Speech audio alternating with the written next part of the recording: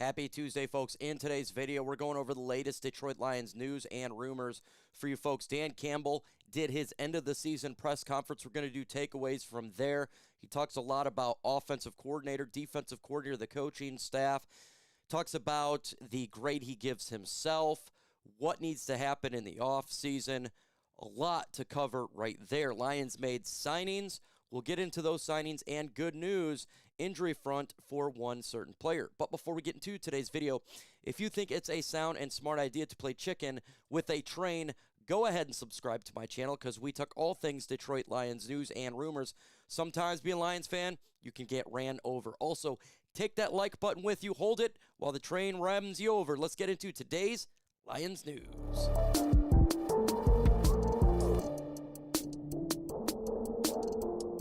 Let's jump into the quick transactions that the Lions did after the season was over. They do this every single year. And here are the players that the Detroit Lions did decide to sign for future deals here. They got Jabari Small, running back, Jackson Meeks, who I do think potentially could make the roster in this upcoming season. Malik Cunningham, Zach Horton, Devin Cochran, Mason Miller. Ahmed Hassanein is another player on here. Lions rookie from this past year's draft. Like to see him get some playing time. Hopefully he can impress in training camp this year.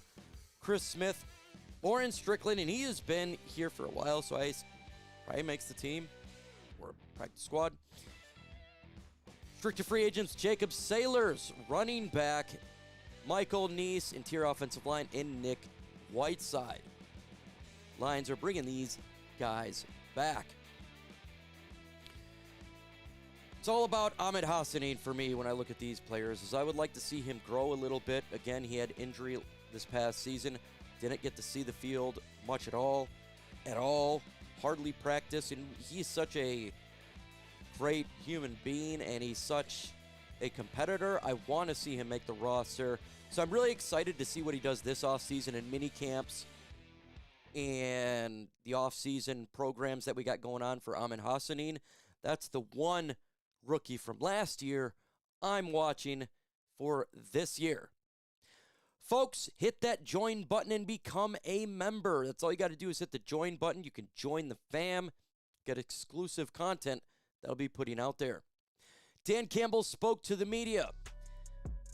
End of the year press conferences, the first thing that I've got to figure out is the staff. I need to make sure that where we go from here, Campbell said, I need to make sure that I feel good about where the guys are at, the positions they're in.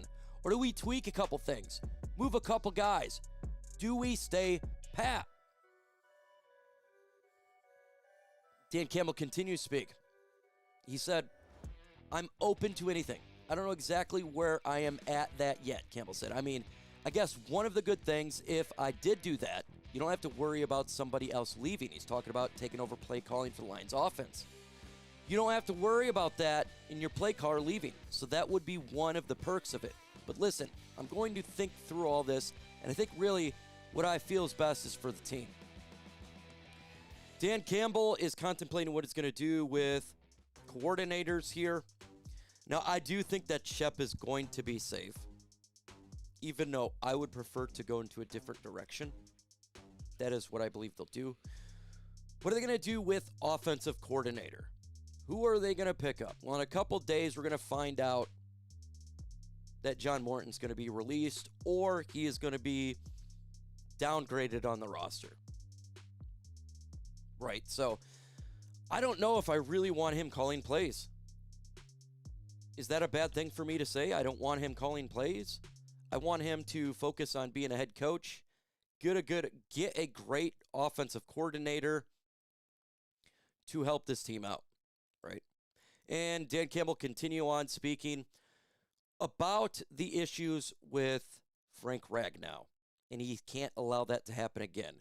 And he knows what happened this year. Offensive line. That's what he is all about. This is what he said about that. He says, whatever goes down from there in perspective, he's going to need some time. You just need to do what you've planned as long as He is here and career needed. You're going to need a little bit, Campbell said, but absolutely we learned lessons. Lessons. The offensive line is not going to be jacked up this upcoming year. It's not. They learn lessons. Taylor Decker potentially could retire. Dan Skipper could retire. Giovanni Manu's butt cheeks. So Lions got some work to do at that tackle position, at that center position. Now, you know me, who I think that the Lions are going to go after at center. And I believe that Dan Campbell's going to be very aggressive to go after Tyler Linderbaum. If he is a free agent, the Lions should absolutely go after him. This will clear up the Frank Ragnow situation. And then the Lions can worry about the draft and focus on tackle because Taylor Decker could retire. Giovanni Manu is not it. He's not. Not it.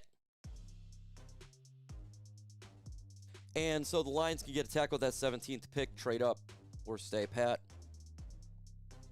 That's what's going to happen. I think the biggest question is, will Dan Campbell call plays this season? I hope not. That's just me. Who do you want as Lions OC? Name a coach. Anyone. A lot of coaches just got fired. We'll see where some of these guys go. Who do you want as Lions OC? Dan Campbell spoke to the media about grading himself.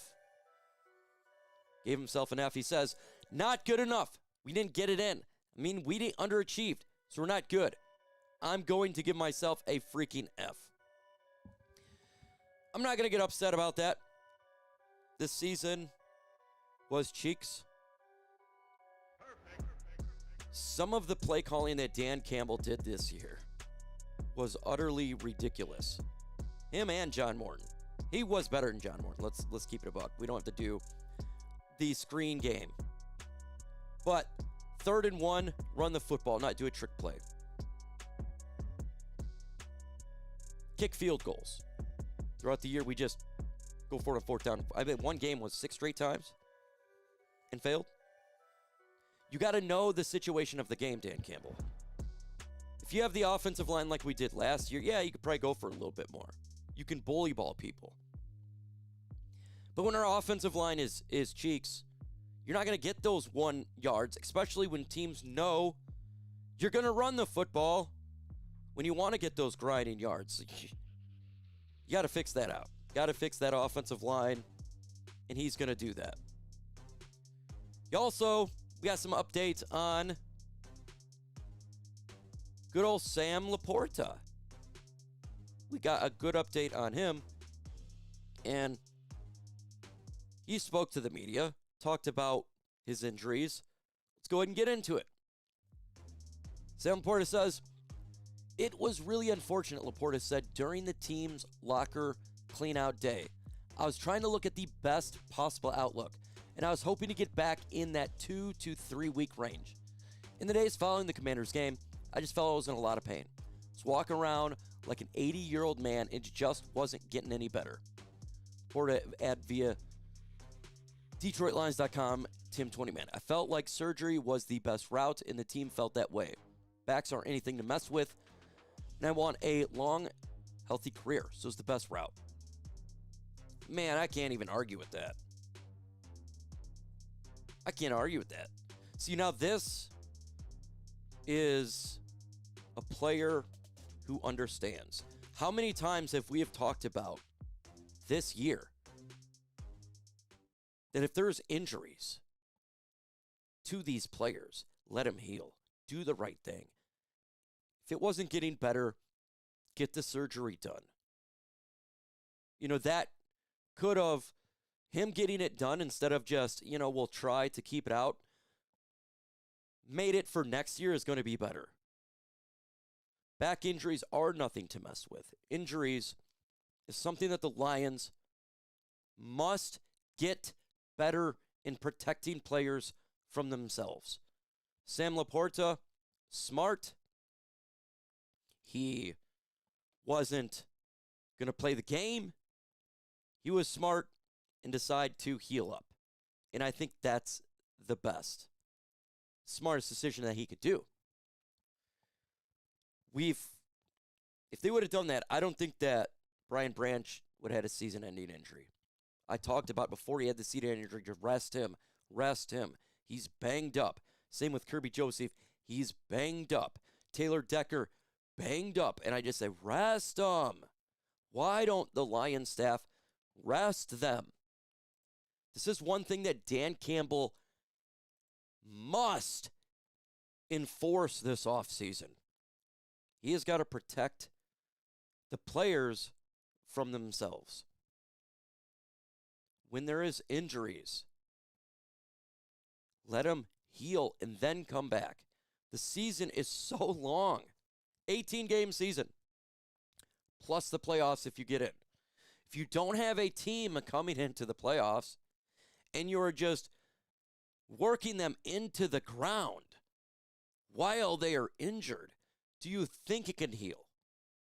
It's one of the reasons why we are always having the all-IR team. That and drafting injured players. These are the two philosophies that must change for this organization. These are the two things that must change going forward when they do roster signings and when they do the draft, free agency, sign players who are not injured. That is what the Lions must change. There's no excuse for it. I don't think any fan in here is going to disagree with signing injured players is hurting us the last couple years. And we want to make a playoff run and make a Super Bowl. No more Davenports. Go for players that can play. With that said, folks, adios.